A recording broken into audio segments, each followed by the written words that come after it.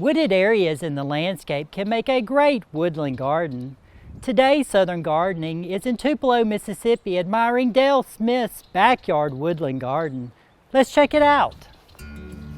Entering the woodland garden pathway, you are greeted by a charming Japanese black pine. It is a striking evergreen tree native to coastal areas of Japan and Korea. It is known for its distinctive dark green needles and rugged, picturesque appearance. Moving along the pathway, wild geraniums are blooming. They are native perennial wildflowers found throughout much of North America and are known for their delicate pale to deep pink or lavender flowers and deeply lobed leaves.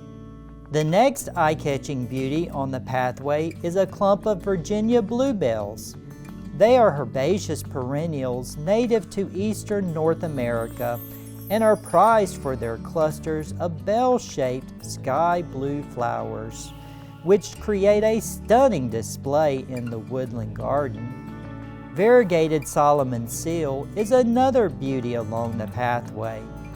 It has bright green foliage with white edges, maroon tinged stems, and dangling white bell-shaped flowers. This shade-loving plant typically blooms from April to June and attracts bees and butterflies. Also throughout the woodland garden, there are several varieties of columbine plants with unique and colorful blooms that are attractive to pollinators and hummingbirds.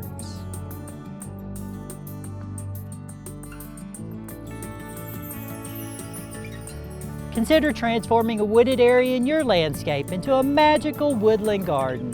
I'm Eddie Smith, and I will see you next time on Southern Gardening.